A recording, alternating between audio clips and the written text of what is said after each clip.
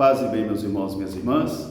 Estamos no 17º domingo do tempo comum, dia 28 de julho. Hoje a família franciscana celebra Santa Cunegundes. Ela era clarissa e viveu de 1254 a 1292. E também a beata Maria Teresa Kowalska. Ela foi clarissa e foi martirizada no campo de concentração e viveu de 1902 a 1942. O nosso evangelho de hoje é retirado do livro de João, capítulo 6, versículos de 1 a 15. Naquele tempo, Jesus e os seus discípulos partiram para o outro lado do mar da Galileia, também chamado de Mar de Tiberíades. E grande multidão andava atrás dele, porque tinha presenciado os sinais que ele tinha realizado em benefício das pessoas enfermas. Jesus então subiu ao monte, sentou-se e começou a ensinar as multidões. Depois, levantando os olhos, ele percebeu que a multidão era grande e perguntou a Filipe: onde vamos comprar pães para que o povo possa comer? Filipe respondeu: nem com 200 moedas conseguiríamos alimentar este povo. Jesus perguntou isso somente para provar Filipe, porque ele sabia o que iria fazer. André, irmão de Simão Pedro, disse a Jesus: temos aqui um garoto que tem 5 pães e 2 peixes. Mas o que é isto para tanta gente? Jesus mandou então chamar o rapaz com os pães e os peixes. Tomou-os, mandou que todos se sentassem na relva, porque ali tinha muita relva, e 5.000 homens sentaram ali, sem contar as mulheres e as crianças. Depois Jesus tomou os pães e os peixes, levantou os olhos para o céu, bendisse ao Senhor, e depois foi distribuindo para que todos pudessem comer. E quando ficaram saciados dos pães e dos peixes, Jesus ordenou aos discípulos que recolhessem as sobras, para que nada se perdesse. E eles recolheram 12 cestos com as sobras. E ali comeram 5.000 homens, sem contar as mulheres e as crianças. Então a multidão começou a dizer: aqui está um verdadeiro profeta. Este é aquele profeta que devia vir ao mundo. E quando Jesus percebeu que eles tinham a intenção de levá-lo para proclamá-lo rei, Jesus partiu para as regiões solitárias. Palavra da salvação. Meus irmãos e minhas irmãs, novamente estamos diante da palavra de Deus. E estar diante da palavra é sempre um momento de iluminação, porque a palavra tem a missão de iluminar a minha vida, de me exortar, de me corrigir e também de me conduzir nos caminhos de Deus. Exortar, animar e corrigir. Estas são as 3 finalidades da palavra de Deus em minha vida e também em sua vida. Por isso, hoje, na primeira leitura, retirado do livro dos Reis, nós encontramos também o profeta Eliseu multiplicando os pães.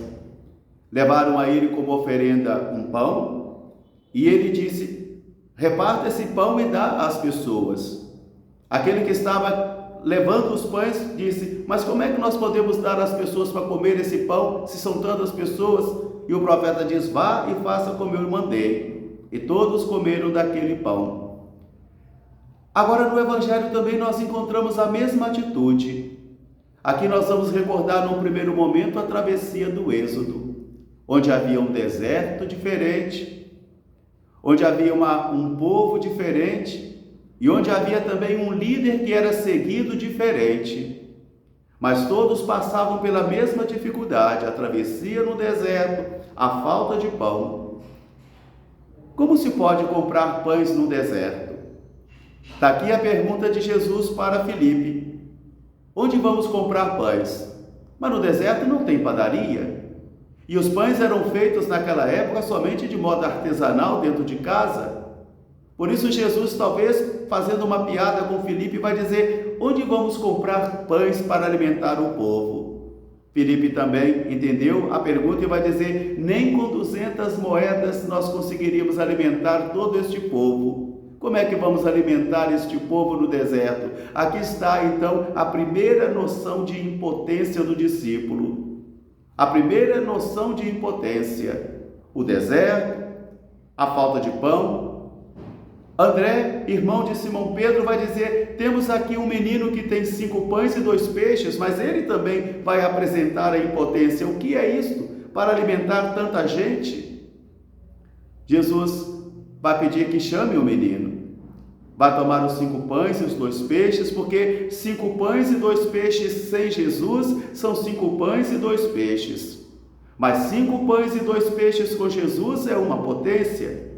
Tanto que os padres da igreja verão aqui a realização daquela visão do maná do deserto, quando o povo também suplicou ao Senhor por causa da fome, e ali Moisés vai suplicar ao Senhor e o Senhor dá o maná, pão que caiu do céu, que o povo não precisou suar e nem batalhar para conquistar, mas o Senhor deu o pão que vinha do céu. Agora é Jesus que vai dar o verdadeiro pão que veio do céu.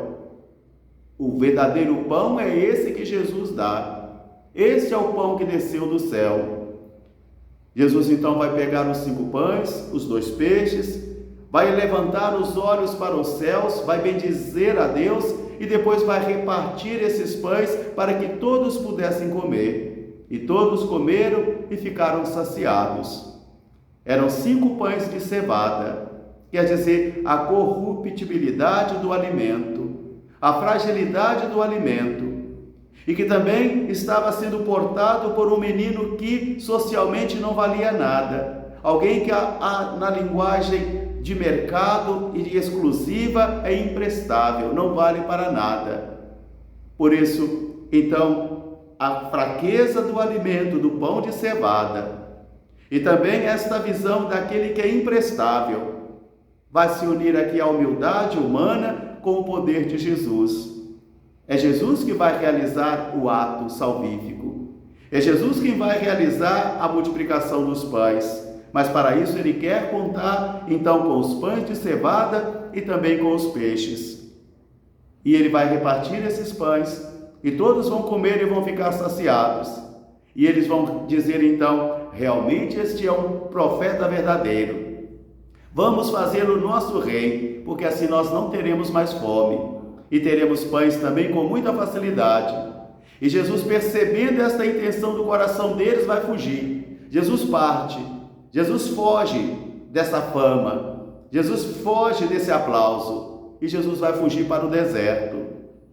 Agora o apóstolo Paulo vai chegando então: irmãos, eu, prisioneiro de Cristo, vos exorto a caminhardes de acordo com a vocação que vós recebestes. Quer dizer, o padre deve caminhar de acordo com a sua vocação. O casal também, no matrimônio, deve caminhar de acordo com a sua vocação. Os religiosos e religiosas também devem caminhar de acordo com a sua vocação. Com humildade, com mansidão, suportando-vos uns aos outros e sendo verdadeiros e autênticos, para que assim possais dar testemunho de Jesus de Nazaré.